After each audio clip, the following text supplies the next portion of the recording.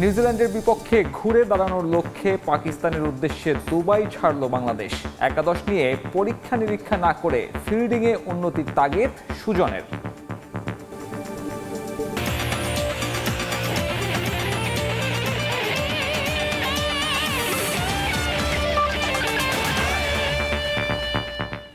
আন্তর্জাতিক মাতৃভাষা দিবসে বাংলাদেশের প্রতি ভালোবাসা জানিয়েছেন পাকিস্তানিরা।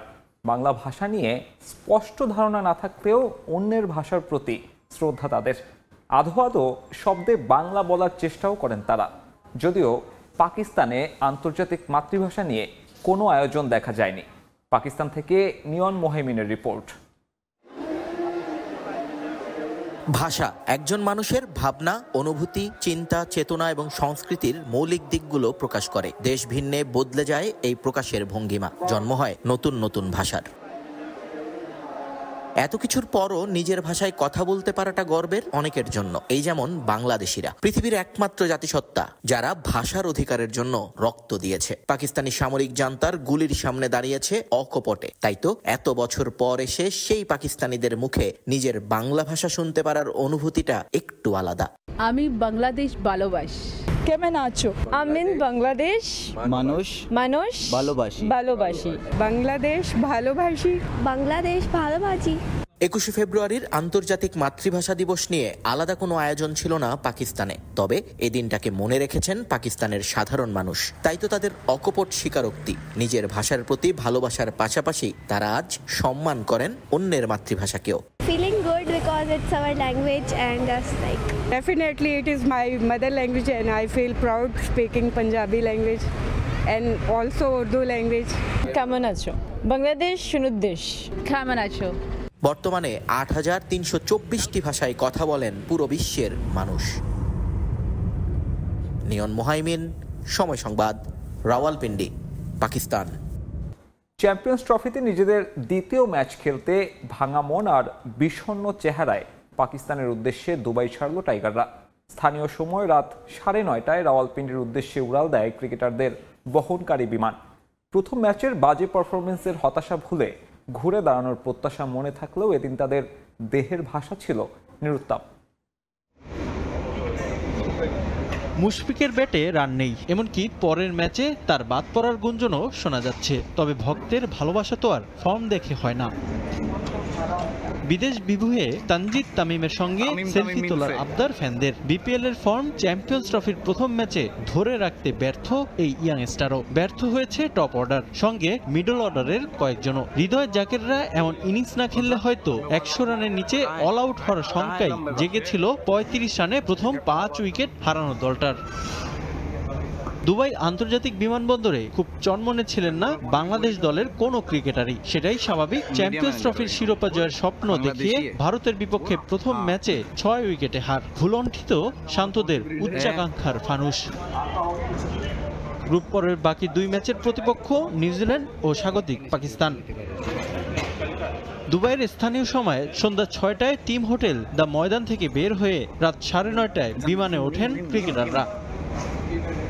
অনুশীলনে রাওয়ালপিন্ডির উইকেট বুঝে নেওয়ার চেষ্টা করবেন ফিল সিমন্স। ২৪ ফেব্রুয়ারি কিউইদের বিপক্ষে ম্যাচে একাদশে আসতে পারে পরিবর্তন। পায়ের মাংসপেশির চোট কাটিয়ে ফিরতে পারেন ওয়ানডেতে ব্যাট হাতে ছন্দে থাকা মাহমুদুল্লাহ। আবার ভারতের বিপক্ষে সেঞ্চুরি হাঁকানো তাহিদ হৃদয় ক্র্যাম্প থেকে সম্পূর্ণ ফিট হওয়ার কিছুটা সময় পাবেন। গুরুত্বপূর্ণ ম্যাচে তাকে যে কিছুতেই হারাতে চাইবে না টাইগাররা।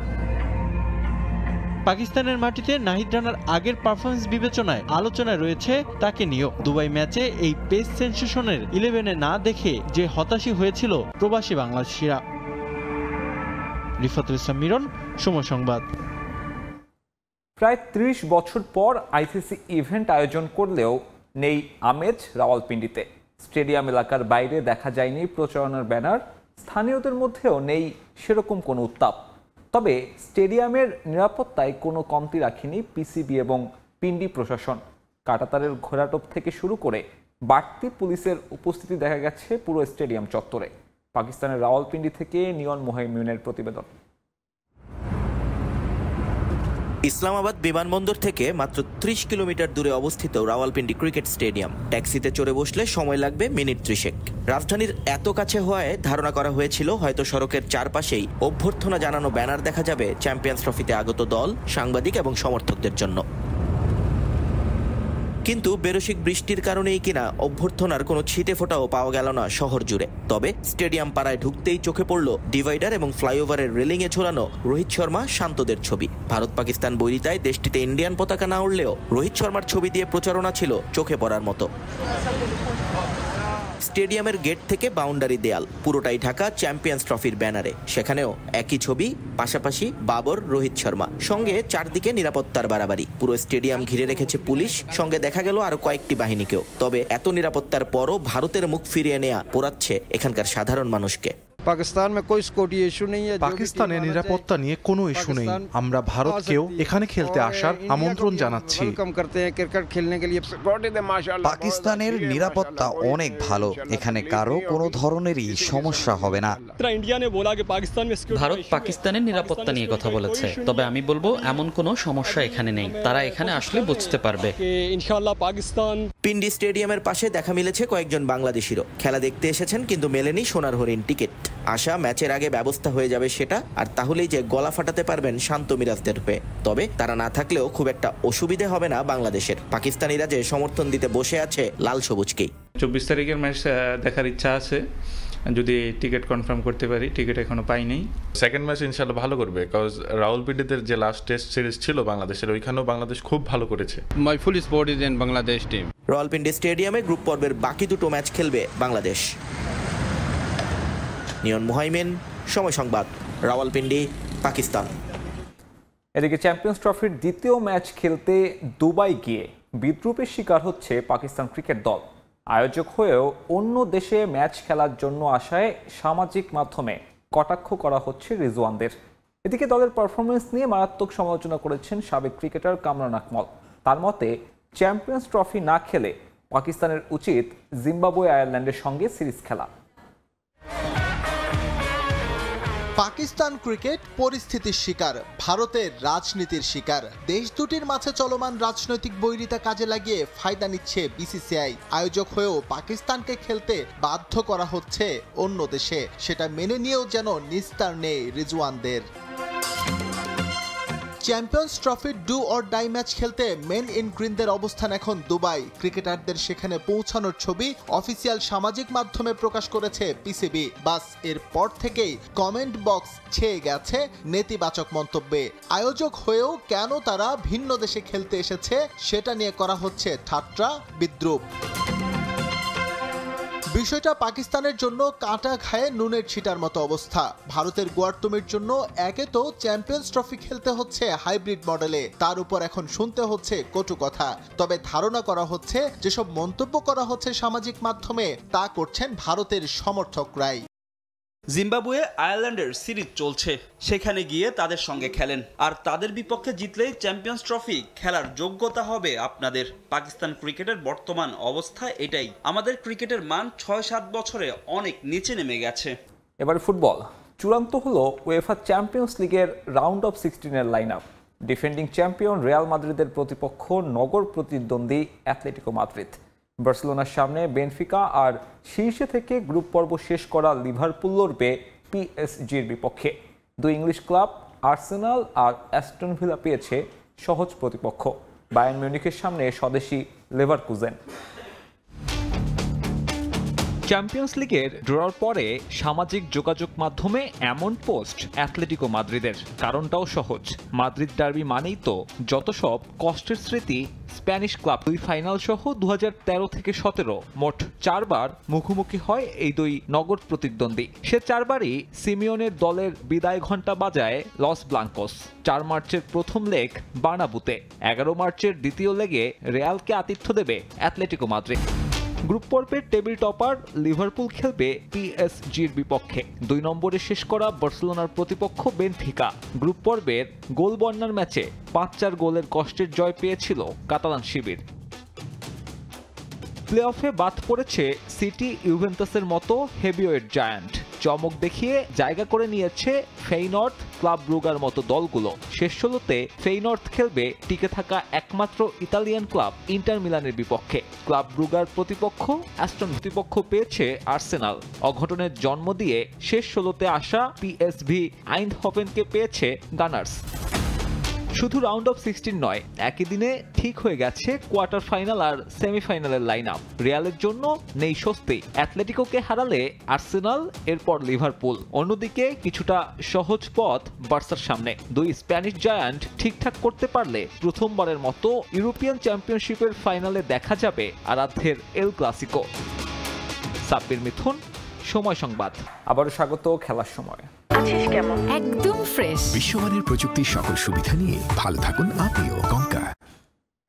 নতুন রূপে কিংবদন্তি টেবিল টেনিস খেলোয়াড় জোবেরা রহমান লিনু বর্ণিল ক্যারিয়ারের নানা মুহূর্ত ও টেবিল টেনিসের সাফল্য ব্যর্থতা নিয়ে লিখেছেন আত্মজীবনীমূলক বই জীবন জালের এপার ওপার।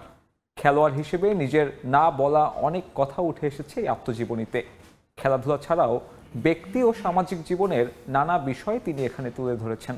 জাতীয় প্রেস ক্লাবে লিনুর বইয়ের মোড়ক উন্মোচন অনুষ্ঠানে ছিলেন ক্রীড়াঙ্গনের সাবেক তারকা খেলোয়াড় ও জ্যেষ্ঠ ক্রীড়া সাংবাদিকরা।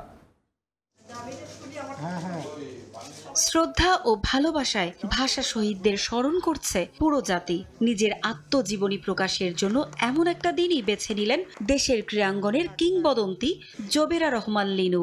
বাংলাদেশের টেবিল টেনিসের কিংবদন্তি এই খেলোয়াড় তার বর্ণিল ক্যারিয়ারের নানা মুহূর্ত ও টেবিল টেনিসের সঙ্গে কাটানো সাফল্য ব্যর্থতার দিনগুলো নিয়ে লিখেছেন আত্মজীবনীমূলক বই জীবন জালের এপার ওপার। জোবেরা রহমান লিনুর বইয়ের প্রকাশনা উৎসব আলো করেছিলেন এক ঝাঁক তারকা। ছিলেন তার বড় বোন টেবিল টেনিসের প্রথম জাতীয় চ্যাম্পিয়ন মুনিরা মোর্শেদ হেলেন, জাতীয় পুরস্কারপ্রাপ্ত ক্রীড়াবিদ ও সংগঠক কামরুন নাহার ডানা ও জ্যেষ্ঠ ক্রীড়া সাংবাদিকরা। বড় বোন হেলেনের কাছ থেকে অনুপ্রাণিত হয়ে মাত্র ৯ বছর বয়সে ১৯৭৩ সালে টেবিল টেনিসে যাত্রা শুরু হয় লিনুর। ১৯৭৭ সালে জাতীয় প্রতিযোগিতায় নেমেই নিজের প্রতিভার ঝলক দেখান। ১৬ বার জাতীয় চ্যাম্পিয়ন হয়ে তিনি গিনিস বুক অব ওয়ার্ল্ডে নাম লিখিয়েছিলেন। তোমাকে উইটনেস পাঠাতে হবে। তুমি যে প্রকাশনা উৎসবে এসে আবেগ আপ্লুত হয়ে পড়েন কিংবদন্তি এই খেলোয়াড়। এ সময় ক্রীড়াঙ্গনে তার অসামান্য অবদানের কথা তুলে ধরেন সাবেকরা। বর্ণিল ক্যারিয়ারে সাফল্যের সঙ্গে নানা প্রতিবন্ধকতাও ছুঁয়ে গেছে লিনুকে। টেবিল টেনিসকে ভালোবেসে ব্যক্তি জীবনে সংসারীও হতে পারেননি। জীবন জালের এপার ওপারে উঠে এসেছে অজানা এমন অনেক গল্প। প্রথম ক্রীড়াবিদ হিসেবে আত্মজীবনীমূলক বই লেখার সুযোগ পেয়ে সন্তুষ্ট এই ক্রীড়াবিদ। যখন আমি ২০০১ সাল, তখন আমার বয়স ছিল 37। আমি সেসব বইটা লেখা শুরু করি। মাঝপথে এসে আমি আর লেখাটা লিখতে পারছিলাম না। বেশিরভাগ লেখা আমার হয়ে গেছে। এটা বইটা প্রকাশ পেত আমার ২০০২-৩ সালে এটা প্রকাশ পেয়ে যাওয়ার কথা ছিল। প্রেমের কথাও আছে, ভালোবাসার কথা আছে, দুঃখ কথা আছে, বেদনার কথা আছে, অবসাদের কথা আছে। আমি কোনো কিছু কাপন্ন করি নাই। সব কিছু তো একটা বইতে লেখা যায় না। যতটুকু লাইফে যেটুকু মানে একটা জিস্ট, যেটা একটা মানে চিপটিয়ে যেটুকু লেখা যায় আমি সেইটুকু লেখার চেষ্টা করছি। না হলে এই বইটা ৪০০ পৃষ্ঠা হয়ে যেত, কেউ পড়তো না।